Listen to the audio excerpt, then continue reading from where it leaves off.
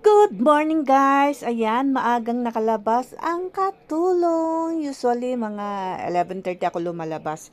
Pero dahil mamamasyal ang katulong, maagang nakalabas. Ayan, bali sasamahan ko yung pinsang kong nag-tour dito. Pupunta kami ng Macau. Ayan, nagbiyahe na nga ako papunta sa Hong Kong Port. Bali, ang sinakyan ko, AJMB bus. Ayan, walang pamasahin na yan. At ayan na nga, andito na ako sa Hong Kong Port. Ito yung Hong Kong Port. Bali, ito yung sakayan ng bus papunta sa Macau. Bali, ang nagastos ko ng pamasahe ng one way lang, 68 guys. Ayan. Bali, wala pa yung kasama ko dito, kaya explore muna ang katulong. Ayan. Todo content na.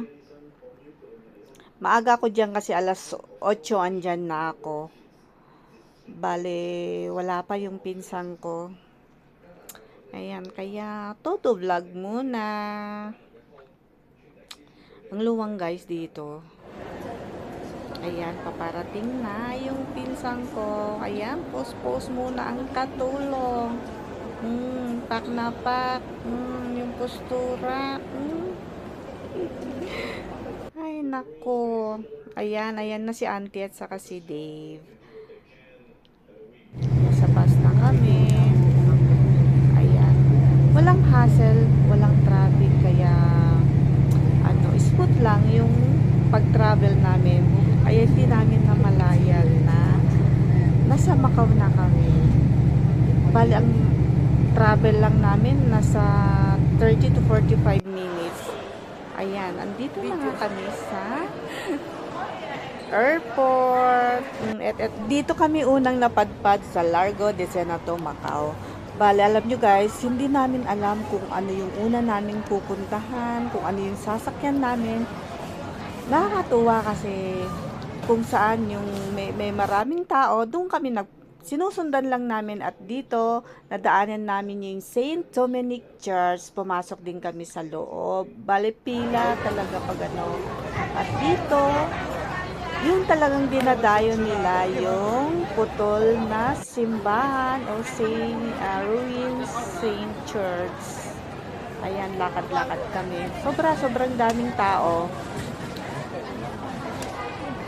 Ayan, yun yung pizza ko, yan yung kasama ko. At saka, bali magkakalapit lang guys, yung Lisbon Hotel. Ayan. Ang ganda sa loob. Grabe. Ang ganda ng pagka-design, yung mga nilagay ng mga anik-anik ba, mga chandelier, ganun. Ayan, rampa-rampa rin sa Inday. Muntik lang, mayroon akong nabangga. Ayan, ang daming magagandang building. Malapit din yan. Yung casino, pinasok namin yung casino. Ayan, yung katabi ng Shades of Vegas, hindi na namin pinasok kasi talagang gahol kami sa oras. Ayan, dyan din nagbus kami sa may Parisian papunta dyan. Bale, magkakahiwalay yung mga pasyalan. So yan yung Parisian, yan yung Grand Hotel in Venice. Yung Londoners, ayan ang ganda ng view.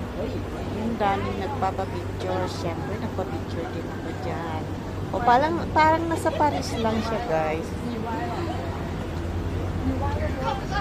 Diba? Pero, sobrang pagod din ako kasi puro lakad, ganyan. Tanong-tanong kung ano yung susunod namin sasakyan. Ayan, ikot-ikot namin yung loob ng Venetian Hotel.